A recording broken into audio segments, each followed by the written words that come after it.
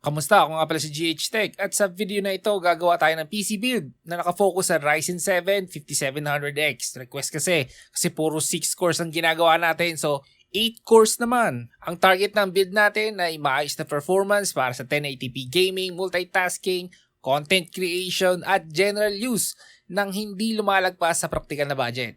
Tandaan na kung may coins at voucher, gamitin nyo para makatipid pa. That said, ano pang hinihintay natin? Let's do this! Simulan natin sa processor na Ryzen 7 5700X. Ayan ang presyo.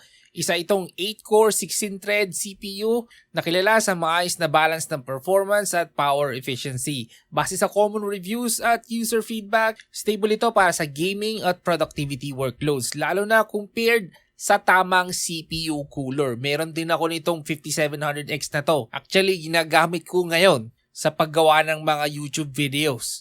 Wala itong kasamang stock cooler, kaya dapat tandaan na kailangan ng aftermarket cooling, depende sa setup mo. Pwede kang gumamit ng basic dual tower cooler tulad nito, pero base sa experience ko, mas stable ito kung naka-liquid cooler ka. Dahil sobrang init ng CPU na ito at nagtitake advantage din ito ng precision boost overdrive na baka one day gusto mo ding i-take advantage. Para itong overclocking, Google mo na lang kung paano i-setup. So sa CPU cooler, ito ang gagamitin natin ng FX360, isang triple fan AIO, tamang-tama para sa ating 8-core CPU. 4,000 pesos yan. Para sa motherboard, gagamit tayo ng B550M. Compatible ito sa Ryzen 5000 series at may support para sa PCIe 4.0. Kung may pera ka in the future, i-upgrade mo yung storage natin na i-include ko dito kasi 3.0 lang yon. Anyway, sa ganitong price range, sapat na ang features nito para sa daily use at gaming builds. Sa memory naman, kukuha tayo ng dalawang 8GB DDR4 RAM, kaya total 16GB. Ito na ang practical na minimum ngayon para sa multitasking at gaming.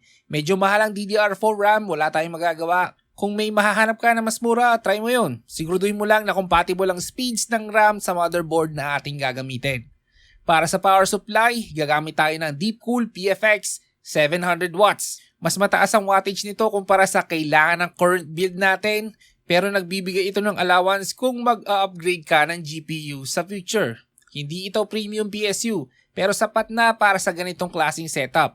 Basta siguraduhin maayos ang electrical source at installation. Sa storage, may 256GB NVMe SSD tayo.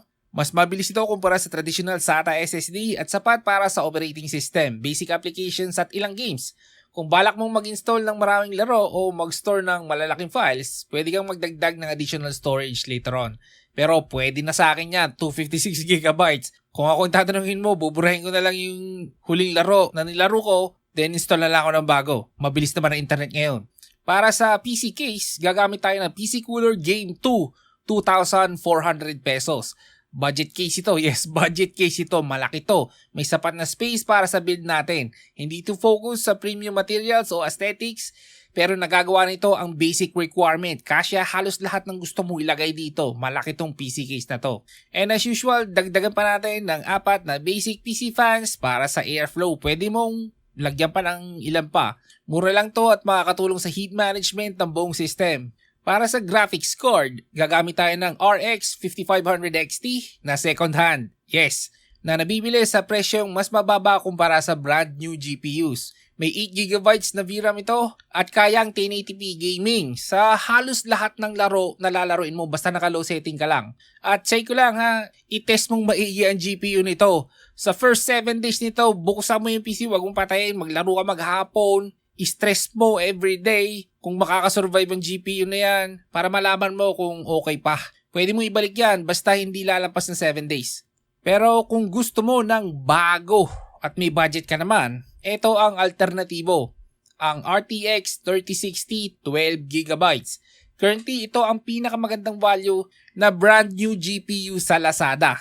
Ikaw na bahala dyan, medyo mataas-taas ang presyo. And remind ko lang na ang gagamitin natin dito ay ang RX 5500 XT. Kasi nagtitipid tayo. Huwag kang mag-alala, halos lahat ng games tatakbo naman sa RX 5500 XT. Basta stay ka lang sa 1080p low settings. Ngayon, kung pagsasamahan natin ang presyo ng lahat ng parts, considering na gumamit tayo ng coins, lalabas ang total na humigit kumulang 31,000 pesos. Tapos kung gagamit ka ng voucher na 10% usually, around 2,700 pesos in total. Round up ko na lang. Hindi na natin sasama yung store vouchers dahil hindi lahat ng sellers ngayon ay merong store vouchers. So ayan, kung may tanong kayo sa ating build, comment lang sa baba. Maraming salamat sa panonood. Ako ulit si GH Tech. Hanggang sa muli.